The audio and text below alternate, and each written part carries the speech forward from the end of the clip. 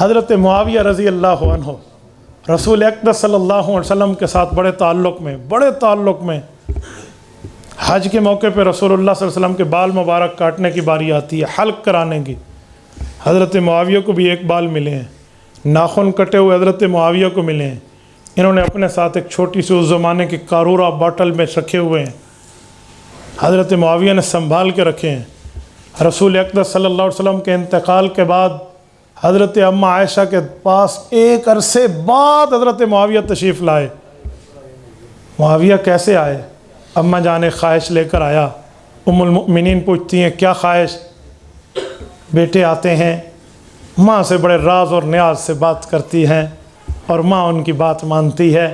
आप हमारी इस्लामी अम्मा हैं, मेरी भी एक दरख्वास्त मान लीजिए। बोलिए। का वो चारपाई जिस पर रसूलुल्लाह सोते थे, हज़रत अबू बकर उमर समेत रसूलुल्लाह का जनाजा मुबारक उसी पे उठा था। आप जो मांगती हैं ले लें, वो चारपाई मुझे दे दें। क्या मांगना और क्या लेना। हज़रत मुआविया वो चारपाई लाते हैं।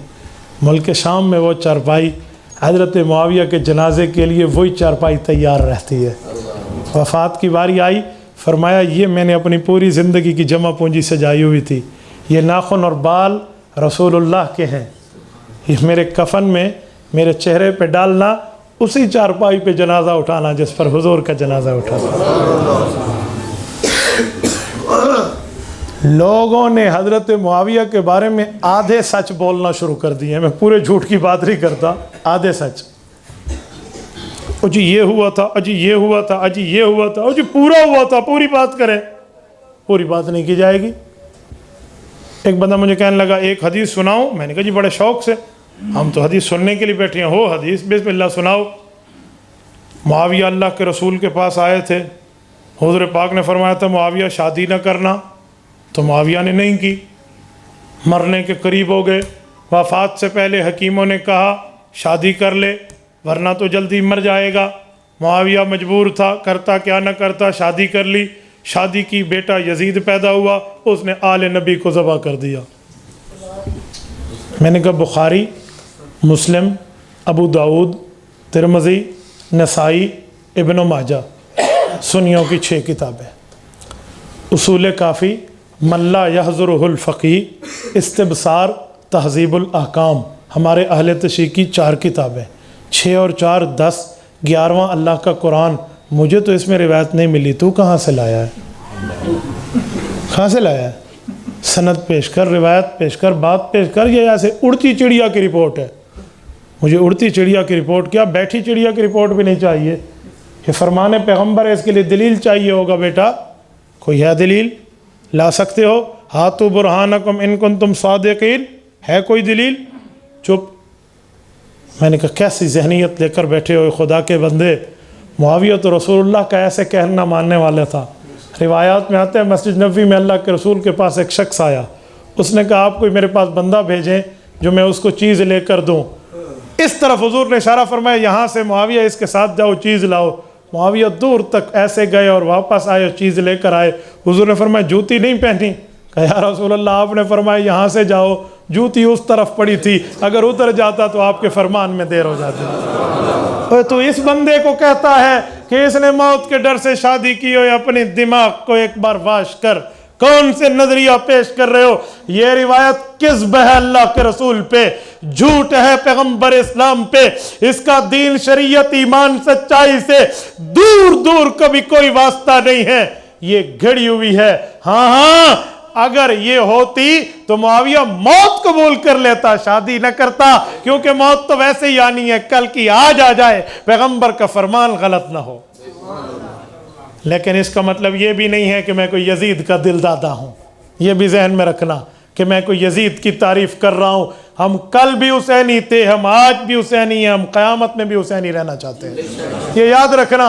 मेरी इस गुफ्तगू से ये ना समझना कि मेरा यजीद पलीद से कोई वास्ता है। न मैं कल यजीद को अच्छा कहता था, ना आज अच्छा कहता हूँ। मैं क़ासिमुल उलूम वल खैरात, बानी दारुल देवबंद, हुज्जतुल इस्लाम वल मुस्लिमीन, हज़रत इमाम मौलाना मोहम्मद कासिम नानोतवी अल्लाह इसकी कब्र पे करोड़ों अरबों रहमतें नाज़िल फरमाए, उसकी रूहानी औलाद हो। वाजिब बारबा इनकी 2 जिल्दों में जहां यजीद लिखते हैं वहां पलीत लिखते हैं। मैं यजीदी नहीं हूं, न मुझे यजीद का कोई करीबी समझना। मैं बिल्कुल छोटी उम्र में शायद इस बच्चे से भी लगभग होऊंगा। बातों बातों में हजरत वालिद मोहतरम रहमहुल्लाह से पूछा, अब्बू ये यजीद का मसला क्या था, ये यजीद क्या था? अब्बू ने मेरी उम्र देखी, मेरा सवाल देखा, वो जवाब दिया। अल्लाह उसकी कब्र पे करोड़ों रहमत नाज़िल फरमाए, वो आज भी जहन में अनमिट नकूश हैं। फरमाया, बेटा क्या यजीद यजीद करते हो? हम मैदान करबला में होते तो हमारी लाश हजरत हुसैन के साथ होती। हम कोई यजीदी नहीं है, ये याद रखना। इस रिवायत पर रद्द कर रहा हूं, मैं यजीद की हिमायत नहीं कर रहा, न यजीद की हिमायत में मुझे समझना। कोई यजीद की तारीफें शुरू कर दे तो एक ही जवाब दिया करे, एक ही जवाब, बाकी बात छोड़ें। 100 बातों की एक बात। उसे कहो आओ झोलियां उठाते हैं। झोली समझते हो ना, बड़ी दुआ। हाथ तो चलो छोटे बन जाएंगे ना, झोली बड़ी है। आओ झोली उठाते हैं। अल्लाह हमें हुसैन का साथ अता फरमाए, तुझे यजीद का साथ अता फरमाए। हिम्मत करो और आमीन कह के दिखा। एक बंदा मेरा सर खाने लगा मस्जिद में, एक सवाल, दूसरा, तीसरा, चौथा। हर सवाल करने वाला अक्लमंद भी नहीं होता। अल इंसान होता अतल लिसान, जो बोले उसके नीचे पता चल जाता है बंदा कह क्या रहा है। एक बंदे ने मसला बयान किया, सूरज गुरूब होगा तो नमाज मगरिब का टाइम होगा। एक ने पूछा, अगर गुरूब ना हो 2-4 दिन तो फिर मगरिब कब आएगी? ठीक है, तो जिसका दिमाग ये हो उसके सवाल का फायदा।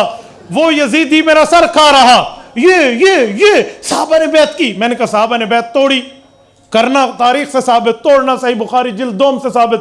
मैं जवाबात तोड़ता गया, फिर भी यजीद की लालच उसे लगी हुई थी। मैं जी फैसला करो, आज झोलियां चुकी है, आओ दुआ करते हैं, अल्लाह मुझे हुसैन ही बनाए, हुसैन के साथ रखे। कहते हैं आमीन। मैंने कहा रब तुझे यजीदी बनाए, यजीद के साथ रखे। उसने झोली नीची कर ली। मैंने कहा ढिड्डू तू ही समझदा है, यजीद अल्लाह कम कोई नहीं है, तो कम खराब है, ए ते बेड़ी बूढ़ बजनी है सारी। अंदरों तो तू भी समझता है अंदर से, क्या दुनिया को खराब करके यजीद की तारीफें कर रहा है। और कहीं कोई ये कह दे कि यजीद गलत था, ठीक नहीं था, तो ये गलती हजरत मुआविया की है। इस पर दिफा करना भी मैं जानता हूँ, इस पर भी दिफा करना जानता हूँ।